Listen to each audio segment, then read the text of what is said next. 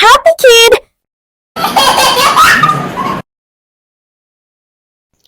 దీపావళి పండుగ 4వ రోజు గోవర్ధన పూజ. ఒకప్పుడు వ్రజభూమిలో ప్రజలు ఇంద్రుడికి పూజలు చేసేవారు. ఎందుకంటే ఆయన వర్షదేవుడు. కానీ శ్రీకృష్ణుడు వారికి ఏమని చెప్పాడంటే, మనకు వర్షం, ఆహారం, జీవనం ఇవన్నీ ప్రకృతి వల్ల వస్తాయి. మనకు నిజంగా ఉపకారం చేసేది గోవర్ధన పర్వతం, గోవులు, గోపాలు. కాబట్టి వారినే పూజిద్దాం అని ప్రజలు శ్రీకృష్ణుడి మాట విని గోవర్ధన పర్వతానికి పూజలు చేశారు. ఇది చూసి ఇంద్రుడు కోపంతో భారీ వర్షం కురిపించాడు.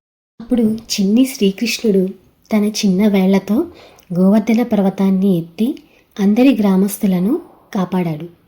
ఇలా ప్రజలు వర్షం నుంచి రక్షించబడ్డారు. అప్పటి నుండి ప్రజలు దీపావళి సమయంలో గోవర్ధన పూజ చేస్తారు. ఈ పూజలో పర్వతాన్ని గుర్తు చేసేలా గోవుల పంటలతో తయారైన అన్నం నైవేద్యాలుగా సమర్పిస్తారు.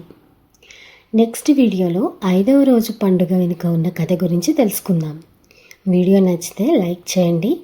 నెక్స్ట్ వీడియోస్ కోసం హ్యాపీ కిడ్ ఛానల్ని సబ్స్క్రైబ్ చేసుకోండి. Thank you for watching. Please do subscribe for more videos. Happy kid!